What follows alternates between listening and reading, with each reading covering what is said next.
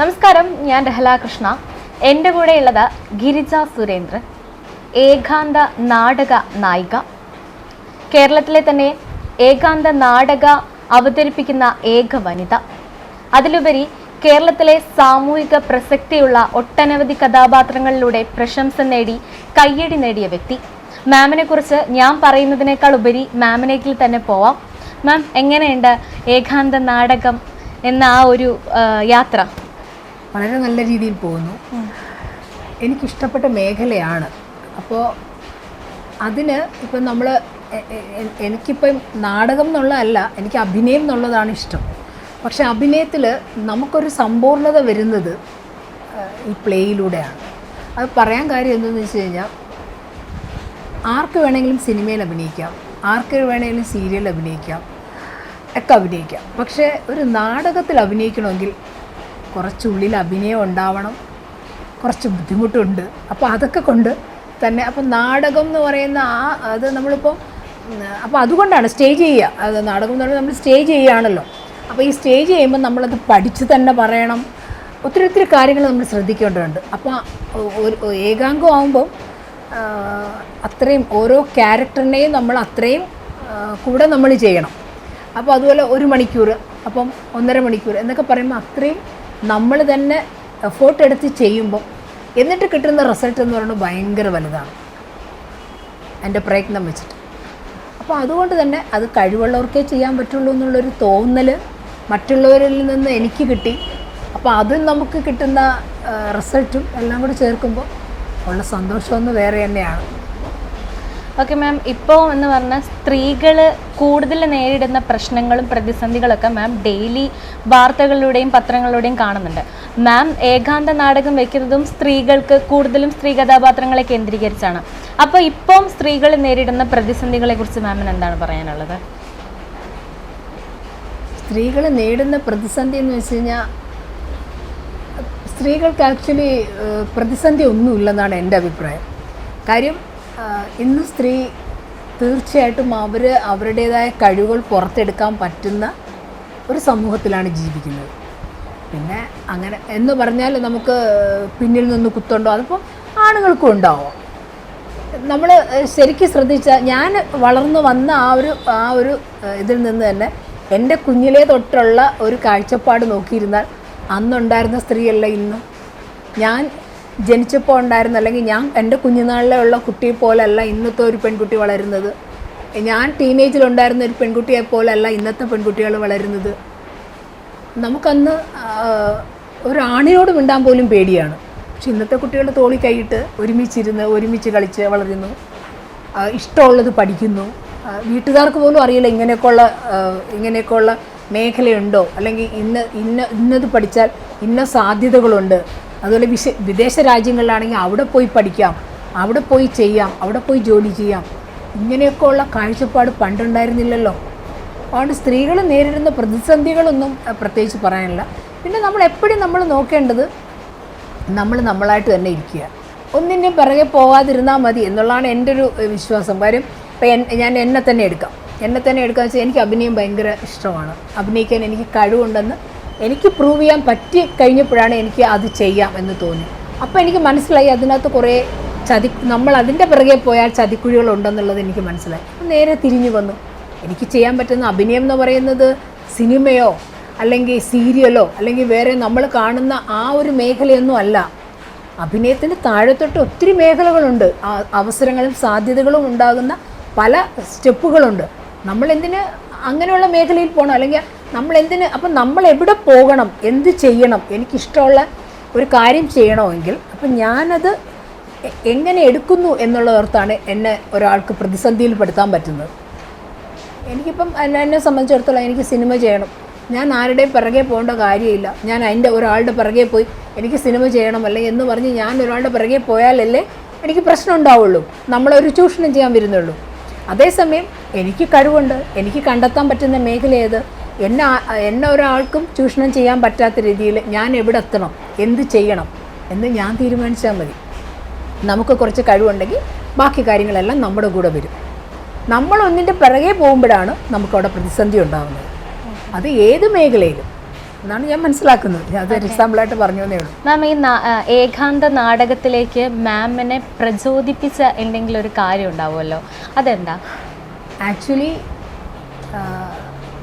ഞാൻ മുമ്പ് പറഞ്ഞിട്ടുണ്ട്, രാജീവ് ഗോപാലകൃഷ്ണൻ എന്ന ആക്ച്വലി അദ്ദേഹത്തിൻ്റെ സംവിധായകനെന്ന് പറയാമോ എന്ന് എനിക്ക് അറിഞ്ഞുകൂടാ. അദ്ദേഹം സംവിധായകനുമാണ്, റൈറ്ററാണ്, എല്ലാം ആണ്.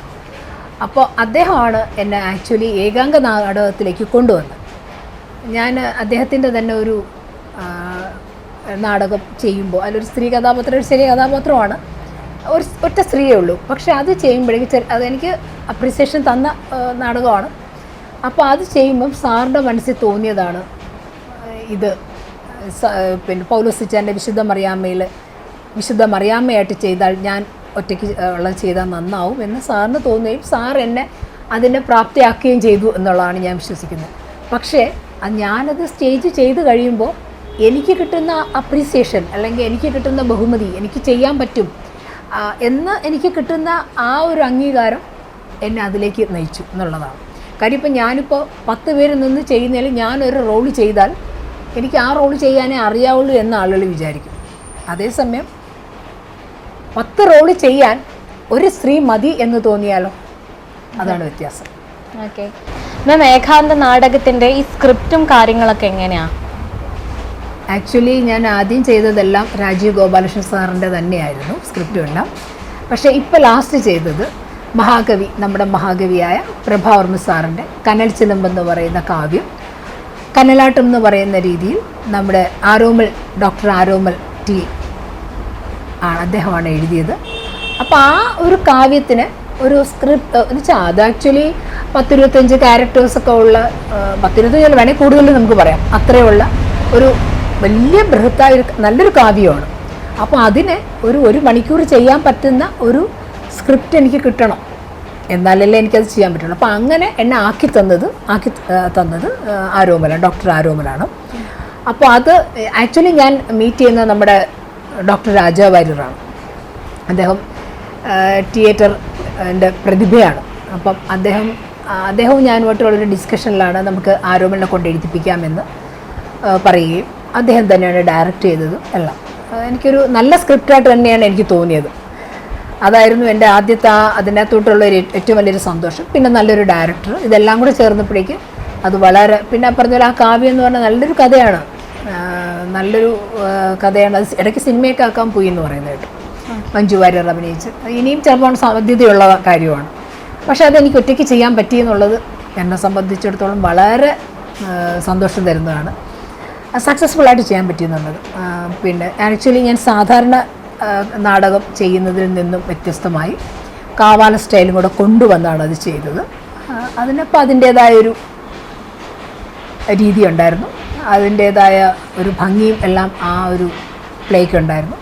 അത് നന്നായി തന്നെ പോയി. ഓക്കെ, ഇനി അടുത്തത് മാമിൻ്റെ കുടുംബവിശേഷം അല്ലെങ്കിൽ ജീവിത വിശേഷങ്ങളിലേക്ക് പോകാം. മക്കളുടെ കാര്യം പറയുകയാണെങ്കിൽ എനിക്ക് 2 കുട്ടികളാണ്. മൂത്തയാൾ major Aswathy Ganapath, husband colonel Prince B Ramesh. അതുപോലെ പിന്നെ മോൻ ഡോക്ടർ രവീന്ദ്രസ് ഗണപത്, യൂറോളജിസ്റ്റാണ്. പിന്നെ അടുത്തത് മരുമകളാണ്. മരുമകൾ മെഡിക്കൽ കോളേജിലാണ് DM ചെയ്യുന്നു, DM കഴിഞ്ഞു, DM ആണ് എൻഡോക്രിനോളജിസ്റ്റ്. ഇതാണ്. പിന്നെ 3 പേരക്കുട്ടികളുണ്ട്, 3 പേരും ആൺകുട്ടികളാണ്, കൊച്ചുകുട്ടികൾ. പിന്നെ ഹസ്ബൻഡിനെ പറ്റി പറയാതിരിക്കാൻ പറ്റില്ല. അദ്ദേഹം റിട്ടയർഡ് എക്സിക്യൂട്ടീവ് എഞ്ചിനീയറാണ്. അദ്ദേഹവും പ്രഗത്ഭനാണെന്ന് തന്നെ പറയാം പല കാര്യങ്ങളിലും. പിന്നെ എന്നെ ഈ കാര്യങ്ങൾ ചെയ്യാൻ സമ്മതിക്കുന്നതിൽ ഏറ്റവും വലിയ സന്തോഷമാണ് എനിക്ക്. അദ്ദേഹം എൻ്റെ കൂടെ തന്നെയുണ്ട് എല്ലാ കാര്യം. ഹസ്ബൻഡിൻ്റെ സപ്പോർട്ടൊക്കെ എങ്ങനെയാണ്? തീർച്ചയായിട്ടും അദ്ദേഹത്തിൻ്റെ സപ്പോർട്ടാണ് എനിക്ക് കൂടുതൽ. എന്നാലല്ലേ എനിക്കിങ്ങനെ ഓരോന്നോരോന്നും ചെയ്യാൻ പറ്റുള്ളൂ. മാമിൻ്റെ പുതിയ വെബ് സീരീസ് ഒക്കെ ഉണ്ടെന്ന് പറഞ്ഞു, അതിൻ്റെ വിശേഷങ്ങളിലേക്ക് പോകാം. ആക്ച്വലി ഞാനൊരു 2 വർഷം ഏകദേശം, എനിക്കൊന്ന് 2 വർഷമായോ, ഏകദേശം 2 വർഷത്തോളം ആവാറായി തോന്നുന്നു. കുറേ വെബ് സീരീസ് ചെയ്യുന്നുണ്ട്. വെബ് സീരീസ് എന്ന് പറയുമ്പോൾ എനിക്ക് തോന്നുന്നു ഞാൻ എവിടെ ചെന്നാൽ അറിയപ്പെടുന്നത്. ഇപ്പോൾ ലാസ്റ്റ് ഞാൻ ചെന്നൈ പോയപ്പോൾ അവിടെയും എന്നെ അറിയുന്നവരുണ്ടായിരുന്നു, കാണുന്നുണ്ട്, സന്തോഷം പറഞ്ഞപ്പോൾ എനിക്ക് ഭയങ്കര സന്തോഷമായി. കാര്യം ഒത്തിരി വെബ് സീരീസ് ചെയ്യുന്നുണ്ട് ഞാൻ. ഹോമീസാണ് മെയിൻ, ഹോമീസിലെല്ലാത്തിലും ഞാൻ ചെയ്യുന്നുണ്ട്. പിന്നെ അവരുടെ തന്നെ രണ്ടാമത് ഇപ്പോൾ തുടങ്ങി. പിന്നെ SKJ, മല്ലു ഒറിജിനൽസ്, പിന്നെ ചിമ്മിനി എന്ന് പറയുന്നത്. ആദ്യം ആക്ച്വലി തുടങ്ങിയത് നമ്മുടെ ചിറ്റാറ്റ് എന്ന് പറയുന്നതാണ് തുടങ്ങിയത്. പക്ഷെ അതിപ്പം പക്ഷെ എനിക്ക് ഏറ്റവും വലിയൊരു വിഷമം എന്ന് വെച്ച് കഴിഞ്ഞാൽ ഞാൻ നെഗറ്റീവ് ക്യാരക്ടറാണ് ചെയ്യുന്നത് കേട്ടോ. ഓക്കെ. പക്ഷേ പിന്നെ പ്രേക്ഷകർ അത് എനിക്ക് അപ്പോൾ ആദ്യം തോന്നും, ചിലർ എന്നോട് പറയും ഇത്രയൊന്നും ആവണ്ടെന്നൊക്കെ പറയും. പക്ഷേ ഞാൻ പലരുമായിട്ട് സംസാരിക്കുമ്പോൾ എല്ലാവരും എന്നോട് പറയുന്നത് ആക്ടിങ് നന്നായിട്ടുണ്ടെന്ന് പറയും. അപ്പോൾ ഞാൻ വിചാരിക്കും ഈ നെഗറ്റീവ് ക്യാരക്ടർ ആയതുകൊണ്ടാണ് നമുക്കത് അത്രയും ചെയ്യാൻ പറ്റുന്നത്. പോസിറ്റീവ് ക്യാരക്ടറിന് അത്രയും നമുക്ക് വലുതായിട്ട് ചെയ്യാനായിട്ട് കാണില്ല എന്ന് തോന്നുന്നു, എനിക്ക് അങ്ങനെ തോന്നും. പക്ഷെ എല്ലാവരും വളരെ നല്ല അഭിപ്രായമാണ് പുറമേ കാണുമ്പം പറയുന്നത്. അതും ഒരു ഭയങ്കര സന്തോഷമാണ്. കാര്യം അതും അഭിനയമാണ്. അപ്പം അതാണ് ഞാൻ പറഞ്ഞത്, നമ്മൾ ഒരു പ്ലേ എന്നോ സിനിമയും ചെയ്യുന്നുണ്ട്, സിനിമയെന്നോ. പക്ഷേ ഞാൻ ഒന്നിനു വേണ്ടി കാത്തിരിക്കാറില്ല. എനിക്ക് വരുന്ന അവസരങ്ങൾ എൻ്റെ ഫാമിലി, എനിക്ക് കുടുംബ ബന്ധമാണ്, കുടുംബത്തിലെ കാര്യങ്ങളാണ് എനിക്ക് ഫസ്റ്റ് പ്രയോറിറ്റി. അപ്പോൾ എൻ്റെ കുടുംബത്തിലെ കാര്യങ്ങൾക്ക് കുഴപ്പം വരാത്ത രീതിയിൽ വരുന്ന ഏത് കാര്യവും ഞാൻ ചെയ്തു പോകുന്നു. അതാണ്. അതുകൊണ്ട് അങ്ങനെ ഇന്നതൊന്നൊന്നുമില്ല പ്രത്യേകിച്ച്. മാം, പണ്ടത്തെ കാലത്ത് നാടകത്തിന് വളരെ പ്രസക്തി ഉണ്ടായിരുന്നു. എന്ന് വെച്ചാൽ നാടകത്തിന് ഒരുപാട് ഫാൻസും കാര്യങ്ങളൊക്കെ ഉണ്ടായിരുന്നു. അത് പിന്നെ ഒരു കാലത്ത് താഴ്ന്നു പോയി, സിനിമാ മേഖലകളിലേക്കും മറ്റുമായിട്ട് പോയി. ഇപ്പോൾ ഇതാ വീണ്ടും നാടകങ്ങൾ ഉയർന്നു വന്നുകൊണ്ടിരിക്കുന്നു. അപ്പോൾ ആ ഒരു സഞ്ചാരം അല്ലെങ്കിൽ താഴ്ചയിൽ നിന്ന് ഇപ്പോഴത്തെ ഈ സമൂഹത്തിലേക്ക് നാടകത്തിൻ്റെ ഉയർച്ചയെക്കുറിച്ച് മാം എങ്ങനെ അത് നോക്കിക്കാണുന്നു? ആക്ച്വലി നമ്മൾ സിനിമ തന്നെ എടുക്കാം. ഒരു ഡയറക്ടർ ആവട്ടെ, ആക്ടേഴ്സ് ആവട്ടെ, അങ്ങനെ നമ്മൾ സിനിമയുടെ തന്നെ, സിനിമയാണ് എല്ലാവരും ഏറ്റവും മുകളിൽ കാണുന്നത്. കാര്യം വിഷ്വലാണ്, എത്ര കാലം കഴിഞ്ഞാലും അതിനകത്തുണ്ടാവും. അതുകൊണ്ട് തന്നെയാണ് എൻ്റെ ഏറ്റവും വലിയൊരു പ്രസക്തി. അപ്പം അതിനോട് കണ്ടിരുന്ന അഭിനിവേശം നാടകത്തിനോട് ഉണ്ടായിരുന്നില്ല. കാര്യം അത് അവിടെ തീർന്നു എന്നുള്ള ഒരു ആറ്റിറ്റ്യൂഡായിരുന്നു. പക്ഷേ ഇന്ന് വീണ്ടും പഴയതുപോലെ വരുന്നു. എന്താണെന്ന് വെച്ച് കഴിഞ്ഞാൽ, ഞാൻ ഇതൊന്നും അല്ലെങ്കിൽ ഞാൻ പൊതുവെ പറയുന്നത്, നമ്മൾ ഏറ്റവും വലിയ ഡയറക്ടേഴ്സിനെയും ഏറ്റവും വലിയ അഭിനേതാക്കളെയും എടുത്ത് നോക്കിക്കഴിഞ്ഞാൽ നമ്മൾ മനസ്സിലാക്കാം. മിക്കവാറുമുള്ള ഡയറക്ടേഴ്സിനെയൊക്കെ ഞാൻ സംസാരിക്കുമ്പോൾ അവർ പറയും, ഞാൻ പണ്ട് നാടകം ചെയ്തിരുന്നു, അല്ലെങ്കിൽ തിയേറ്ററിൽ നിന്ന് ഇറങ്ങി വന്നവരായിരിക്കും, തിയേറ്റർ പഠിച്ചിറങ്ങി വരുന്നവരായിരിക്കും, അല്ലെങ്കിൽ അങ്ങനെ എന്തെങ്കിലുമായിട്ട് ബന്ധമുള്ളവരായിരുന്നിരിക്കും. അങ്ങനെയുള്ളവരാണ് പിന്നെ ഈ മേഖലയിലൊക്കെ വന്നത്, എഴുത്തുകാർ പോലും. അപ്പം ആ നാടകം എന്ന് പറയുന്നത് നമ്മൾ സമൂഹത്തിലോട്ട് പണ്ട് നമുക്കറിയാമല്ലോ, പിന്നെ പണ്ടത്തെ നാടകങ്ങളാണ് സമൂഹത്തിനെ മാറ്റിമറിക്കാൻ. നമ്മുടെ കെ പി എസ് സിയിൽ ചെയ്തിരുന്ന നാടകങ്ങളെല്ലാം സമൂഹത്തിനെ ഉദ്ബോധിപ്പിക്കാൻ വേണ്ടിയിട്ടുള്ളതായിരുന്നു. അങ്ങനെ തന്നെ നടന്നിട്ടുണ്ട്. ജാതി വ്യവസ്ഥ എല്ലാം മാറ്റിമറിച്ചതെല്ലാം അതിൽ കൂടെയൊക്കെയല്ലേ. അപ്പോൾ അതായിരുന്നു. പക്ഷെ പിന്നെ അതങ്ങ് മാറി ഈ പറഞ്ഞ പോലെ സിനിമയായി. പക്ഷെ വീണ്ടും വരാൻ കാര്യം എന്ന് വെച്ച് കഴിഞ്ഞാൽ, ഇന്നിപ്പം നമ്മൾ പണ്ട് സിനിമ മാത്രമാണ് നമ്മൾ ടിക്കറ്റ് എടുത്ത് വെച്ച് കണ്ടുകൊണ്ടിരുന്നത്. ഇന്ന് നാടകം അങ്ങനെയാണ്. നാടകവും കാശ് വെച്ച് തന്നെയാണ് ഇപ്പോൾ തിയേറ്ററിൽ കാണിക്കുന്നത്. അപ്പം എന്നിട്ടും ഹൗസ് ഫുള്ളാണ്. അതുപോലെ ഞാനിപ്പോൾ ഏറ്റവും കണ്ടത് സ്കൂൾ വിഭജനോത്സവം ട്രിവാൻഡ്രത്ത് വെച്ച് ആയിരുന്നല്ലോ. ബാക്കി ഒരു സ്റ്റേജിലും ആളില്ല, സ്റ്റേജിലല്ല സദസ്സിലും ആളില്ല കാണാൻ. അതേസമയം നാടകത്തിൻ്റെ അവിടെ പോയപ്പോൾ ഫുൾ ആൾ ഒരു പിൻ ഡ്രോപ്പ് പോലെ ആയിരുന്നു. അത്രയ്ക്ക് ഒരു സൂചി കുത്താൻ ഇടമില്ലാത്ത രീതിയിൽ ആണ് ആളുകളിരുന്നത്. ഒന്ന് അങ്ങോട്ടേക്ക് പോകാനോ ഇങ്ങോട്ടേക്ക് പോകാനോ ഒന്നിനും പറ്റില്ല. ആ കാലത്ത് തുടങ്ങി അവസാനം തീരുന്നത് വരെ. അതും നമ്മൾ കാണുക എന്നുള്ള പറയുമ്പോൾ, ഞാൻ സത്യം പറഞ്ഞാൽ ഞാൻ ഇങ്ങനെ ഞെട്ടി ഇരിക്കുകയായിരുന്നു കണ്ടുകൊണ്ടിരിക്കുമ്പോൾ. എത്രമാത്രം കാശ് മുടക്കിയാണ് ഓരോരുത്തർ ചെയ്യുന്നതെന്നുള്ളത്. എത്രത്തോളം ഇപ്പോൾ സ്കൂളുകാരൊക്കെ എത്രത്തോളം അതിനകത്ത്, സ്കൂളായിരുന്നാലും കോളേജായിരുന്നാലും എത്രത്തോളം അതിനെ വില കൽപ്പിച്ചാണ് വരുന്നതെന്നുള്ളതാണ്. പണ്ട് വരെ നമ്മൾ ഡാൻസിനാണ് ഏറ്റവും കൂടുതൽ കാശ് മുടക്കുന്നതെന്നാണ് പറഞ്ഞിരുന്നത്. പക്ഷെ ഇപ്പം അങ്ങനെയല്ല. നാടകം അത്രത്തോളം ഇതാണ്. പിന്നെ എൻ്റെ അഭിപ്രായത്തിൽ നാടകം എന്ന് പറയുന്നത് അതിനകത്ത് ഒത്തിരി കാര്യങ്ങളുണ്ട്. റൈറ്റിംഗ് ഉണ്ട്, അഭിനയമുണ്ട്, പിന്നെ ഡയറക്ഷനുണ്ട്. അങ്ങനെ ഒത്തിരി കാര്യങ്ങൾ ചേർന്നതാണ് ഒരു നാടകം വരുന്നത്. അപ്പോൾ നമ്മൾ സ്കൂൾ തലത്തിൽ കുട്ടികൾക്ക് പലപ്പോഴും നമ്മൾ പിന്തിരിഞ്ഞ് പോകുന്ന, അല്ലെങ്കിൽ ഒരു മോശപ്പെട്ട അവസ്ഥയിലോട്ട് പോകുന്ന കുട്ടികളെ ആ ഒരു ഭാഗമാണ് വരുന്ന സമയമാണല്ലോ. നമ്മൾ ഒരു നാടകം ഒരു സ്കൂളിൽ എടുക്കുകയോ വല്ലതും ചെയ്ത് കഴിഞ്ഞാൽ കുറേ കുട്ടികൾ നമുക്ക് ഇതിനകത്ത് ഇൻവോൾവ് ചെയ്യാൻ പറ്റും. മനസ്സിലായില്ലേ? അപ്പം അങ്ങനെ വരുമ്പോൾ കുട്ടികളിലുള്ള ഓരോരുത്തർക്കും പല ടേസ്റ്റ് ആയിരിക്കും. ചിലർക്ക് റൈറ്റിങ്ങിനായിരിക്കും, ചിലർക്ക് ഡയറക്ഷനിലായിരിക്കും, ചിലർക്ക് ക്യാമറയിലായിരിക്കും, ചിലർക്ക് എഡിറ്റിങ്ങിലായിരിക്കും. അപ്പോൾ ഇവരെല്ലാവരും നമുക്ക് ഒന്നിൽ കൊണ്ടുവരാൻ പറ്റും. അപ്പോൾ കുറേ കുട്ടികളെ ഇതിനകത്ത് അട്രാക്റ്റ് ചെയ്യാൻ പറ്റും. കുറേ കുട്ടികൾക്ക് അവരുടെ അഭിരുചി വളർത്താൻ പറ്റും. ഇങ്ങനെ കുറേ കാര്യങ്ങൾ വരുമ്പോൾ അറിയാമല്ലോ, നമ്മളിപ്പോൾ നമ്മൾ ഫുള്ളി എൻഗേജ്ഡ് ആകുമ്പോൾ നമ്മൾ ഒരിക്കലും മറ്റൊരു ചിന്ത നമുക്കല്ല, പഠിത്തം നമുക്കിഷ്ടമുള്ള എന്തെങ്കിലും ഒരു കഴിവ് അതിലേക്ക് നമ്മൾ തിരിയുമ്പോഴേക്ക് ബാക്കി വരുന്ന ഫ്രീ ടൈമാണ് നമ്മളെ മറ്റ് പല ചീത്ത ചിന്തകളിലേക്ക് നമ്മളെ കൊണ്ടുപോകുന്നത്. പക്ഷെ അപ്പോൾ ഈ കുട്ടികൾ ഇതിനകത്ത് ഫുള്ളി പാക്ഡ് ആവും. സമൂഹം എന്ന് പറയുന്നത് ആക്ച്വലി നമ്മൾ സമൂഹത്തിൽ ഇതിനെയൊക്കെ വളർത്തിക്കൊണ്ടുവരാൻ, പ്രത്യേകിച്ച് നാടകത്തിന് വളർത്തിക്കൊണ്ടുവരേണ്ട ആവശ്യമാണ്.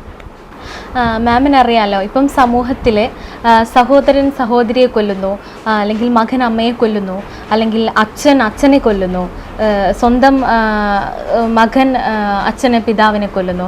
അങ്ങനെ ഒരുപാട് ന്യൂസാണ് നമ്മൾ ദിവസവും പത്രത്തിലും മാധ്യമങ്ങളിലും കാണുന്നത്. അപ്പം ഒരു ഏകാന്ത നാടക നായിക ഒരു സ്ത്രീപക്ഷം അല്ലെങ്കിൽ ഒരു കഥ, നാടകത്തിലൊരു കഥ കൊടുക്കുമ്പോൾ തന്നെ സമൂഹത്തിൽ പ്രസക്തി നേടുന്ന ഒരു കഥയാണ് മാം ഏകാന്ത നാടകത്തിലൂടെ പ്രേക്ഷകരിലേക്ക് എത്തിക്കുന്നത്. അപ്പോൾ ഇത്തരം ഇന്ന് സമൂഹത്തിൽ നടക്കുന്ന എല്ലാ പ്രശ്നങ്ങളും, ഈ കൊലപാതകങ്ങൾ, MDMA, മയക്കുമരുന്ന്, ആ ഒരു സാഹചര്യങ്ങളെക്കുറിച്ച്, ഇന്ന് സമൂഹത്തെക്കുറിച്ച് മാമിന് എന്താണ് പറയാനുള്ളത്? ഇപ്പോൾ എന്ത് കാര്യം വന്നിരുന്നാലും അതിൻ്റെ പിറകിൽ ഭാര്യയായിട്ടോ അമ്മയായിട്ടോ സഹോദരിയായിട്ടോ മകളായിട്ടോ ഒരാളെ നയിക്കാൻ ഒരു സ്ത്രീയുണ്ട് പിറകിൽ. സ്ത്രീ എന്ന് പറയുന്ന ശക്തിയുണ്ട്. അപ്പോൾ ഇവരുടെ സ്നേഹം സമൂഹത്തിന് ആവശ്യമാണ്. ആദ്യം നമ്മൾ കൊടുക്കുന്ന അമ്മയുടെ സ്നേഹമാണ്. ആ സ്നേഹം എവിടെ വെച്ച് നിൽക്കുന്നോ അവിടെ വെച്ച് തുടങ്ങും അവിടെ പ്രശ്നങ്ങൾ. അമ്മ കൊടുക്കുന്ന സ്നേഹത്തിനേക്കാളും വേറൊരാൾ കൊടുക്കുമ്പോഴാണ് അവിടെ പ്രശ്നം. അല്ലെങ്കിൽ അമ്മയുടെ സ്നേഹം കുറഞ്ഞു പോയി, എനിക്ക് വേറൊരാളുടെ ഫ്രണ്ട്സ് തന്നെ, സുഹൃത്തുക്കൾ തന്നെ ഇരിക്കുന്നു, അവൻ എവിടെ പോകുന്നു എന്ന് നമ്മൾ ശ്രദ്ധിച്ചില്ല എങ്കിൽ, അല്ലെങ്കിൽ അവൻ്റെ കൂട്ടുകാരാരാണ്, അവൻ അവിടെ സ്കൂൾ വിട്ട് കഴിഞ്ഞിട്ട് അവൻ നേരെ വീട്ടിലോട്ടാണോ വരുന്നത്. അമ്മയുടെ സ്നേഹം എന്ന് പറഞ്ഞാൽ എന്ത് സ്നേഹം? ആഹാരം കൊടുക്കുന്നത് മാത്രമല്ല സ്നേഹം. കുഞ്ഞുങ്ങളുണ്ടായിക്കഴിഞ്ഞാൽ അവരുടെ പിറകെ നമ്മൾ എന്താണ് ഏതാണെന്ന് നമ്മൾ പുറകെ നോക്കിയില്ലെങ്കിൽ, നോക്കുന്നതാണ് സ്നേഹം.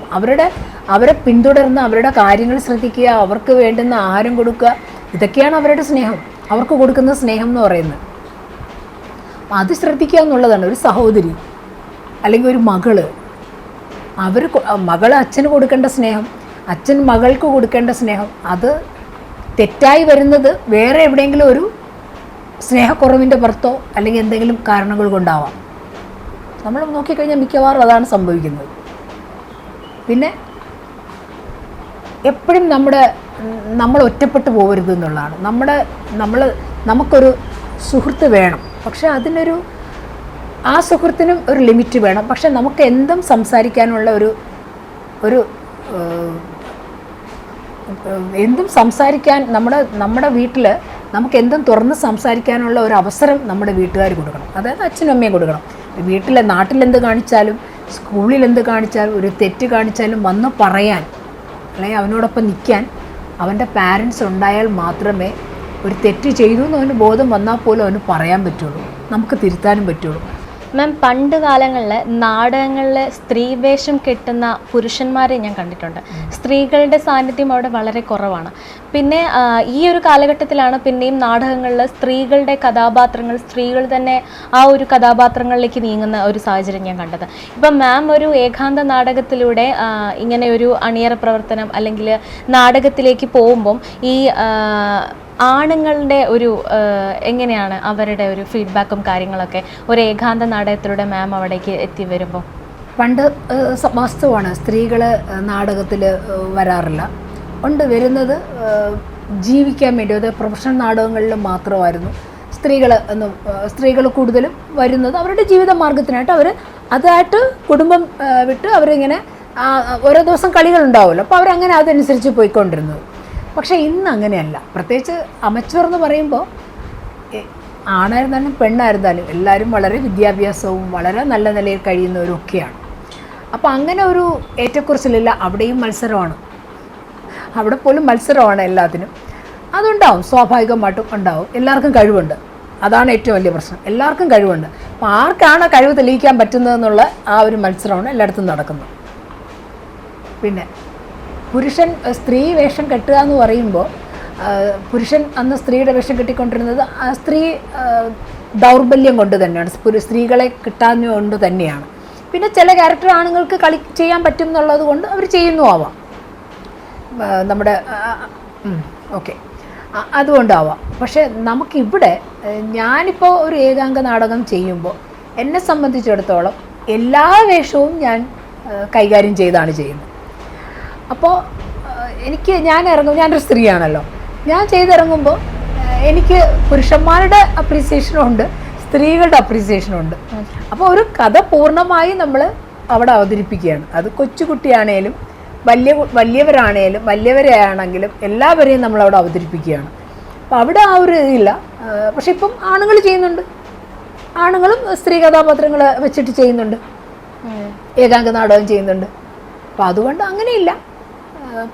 ഇപ്പോഴും നമുക്ക് ഫ്രീഡം ഉണ്ടെന്നുള്ളതാണ് ഞാൻ മനസ്സിലാക്കുന്നത്. സ്ത്രീക്ക് ഇറങ്ങി വന്ന് എനിക്ക് നാടകം ചെയ്യണം അല്ലെങ്കിൽ എനിക്ക് ഇഷ്ടം ചെയ്യണം എന്നുള്ളത് ചെയ്യാനുള്ള സ്വാതന്ത്ര്യമുണ്ട്. പണ്ട് അതുണ്ടായിരുന്നില്ല. ഇന്നതല്ല, ഇന്ന് ഏത് മേഖലയിൽ വേണമെങ്കിലും നമുക്ക് സ്ത്രീക്ക് കടന്നു വരാം. മാം, പുതിയ സിനിമയോ അല്ലെങ്കിൽ വെബ് സീരീസ് പ്രൊജക്റ്റ് അങ്ങനെ എന്തെങ്കിലും? വെബ് സീരീസ് ഇങ്ങനെ ചെയ്തുകൊണ്ടിരിക്കുകയാണ്. പുതിയൊരു ചാനൽ ഇപ്പോൾ വന്നിട്ടുണ്ട്, അതിലും ചെയ്യുന്നുണ്ട്. മാം, ഈ അർദ്ധനാരി സങ്കല്പം നൃത്തത്തിലുള്ളതുപോലെ ഇപ്പോൾ നാടകത്തിലും സമന്വയമാണ്. അപ്പം ഈ അർദ്ധനാരി സങ്കല്പം പണ്ടൊക്കെ നാടകങ്ങളെന്ന് പറഞ്ഞാൽ ഒരു കഥാപാത്രം തന്നെങ്കിൽ അല്ലെങ്കിൽ ഒരു വ്യക്തി തന്നെ പല കഥാപാത്രങ്ങളായി മാറുന്ന ഒരു സാഹചര്യം ഉണ്ടായിരുന്നു. അപ്പോൾ ഇപ്പോൾ മാം ഏകാന്ത നാടകത്തിലെ മേഖല അല്ലെങ്കിൽ ആ ഒരു സങ്കല്പത്തെക്കുറിച്ച് മാമിന് എന്താണ് പറയാനുള്ളത്? അർദ്ധനാരീശ്വര സങ്കല്പം എന്ന് വെച്ചാൽ ഞാൻ മനസ്സിലാക്കുന്നതെന്ന് വെച്ച് കഴിഞ്ഞാൽ ഒരു മനുഷ്യനിൽ തന്നെ പുരുഷൻ്റെ ഭാവമുണ്ട്, സ്ത്രീയുടെ ഭാവമുണ്ട്. പുരുഷൻ എന്ന് പറയുമ്പം അതിൻ്റേതായ ഒരു ഗാംഭീര്യവും അതിൻ്റേതായ ഒരു ഉയർച്ചയും ഒക്കെ ഉള്ള ഒരു കഥാപാത്രമാണ് പുരുഷൻ. സ്ത്രീ എന്ന് പറയുമ്പോൾ ആ ഒരു ലാളിത്യവും ആ ഒരു ലാഞ്ചന ഭാവമൊക്കെ ഉള്ളൊരു ഇതാണ് സ്ത്രീക്ക്. ഇത് നമ്മളൊന്ന് ശ്രദ്ധിച്ച് നോക്കിയാൽ മനസ്സിലാവും, ഇതെല്ലാം നമ്മളിൽ എല്ലാവരിലും ഉണ്ട്. ദേഷ്യപ്പെടുമ്പോൾ നമ്മൾ അതുപോലെയാവും. അല്ല, നമ്മൾ എവിടെയാണ് നമുക്കൊരു ലാസ്യം വരേണ്ട ആ ഭാഗത്ത് നമുക്ക് ലാസ്യം വരും. ഓരോരുത്തരും നമ്മൾ ഒരു കാമുകനോട് സംസാരിക്കുമ്പോൾ എന്താണ് വരുന്നത്, ഒരു ഭർത്താവിനോട് സംസാരിക്കുമ്പോൾ എങ്ങനെയാണ് വരുന്നത്, ഒരു കുഞ്ഞിനോട് സംസാരിക്കുമ്പോൾ എന്താ വരുന്നത്, ഒരു ഓഫീസിലിരുന്ന് നമ്മളൊരു മേലധികാരിയാണെങ്കിൽ എന്താണ് സംസാരിക്കുന്നത്, ഇതെല്ലാം വ്യത്യാസമാണ്. പക്ഷെ ഇതെല്ലാം ഒരാളാണ് ചെയ്യുന്നത്. അപ്പോൾ ഒരു സ്ത്രീയിൽ അതാണ് അർദ്ധനാരീശ്വരൻ്റെ സങ്കല്പം. കാര്യം നമ്മൾ പറഞ്ഞില്ലെങ്കിലും ഒരാളിൽ ഒരു വ്യക്തിയിൽ തന്നെ ഈ ഭാവങ്ങളെല്ലാം ഉണ്ട്. ആക്ച്വലി അതുകൊണ്ട് തന്നെ ഒരാൾക്ക് തന്നെ എല്ലാ ഭാവവും ഉൾക്കൊണ്ട് തന്നെ ചെയ്യാൻ പറ്റും. മാമിൻ്റെ ഏകാന്ത നാടകത്തിൻ്റെ യാത്ര തുടർന്ന് പോട്ടെ എന്നുള്ളത് ആശംസിക്കുന്നു. എന്തായാലും നമസ്കാരം മാം. Thank you.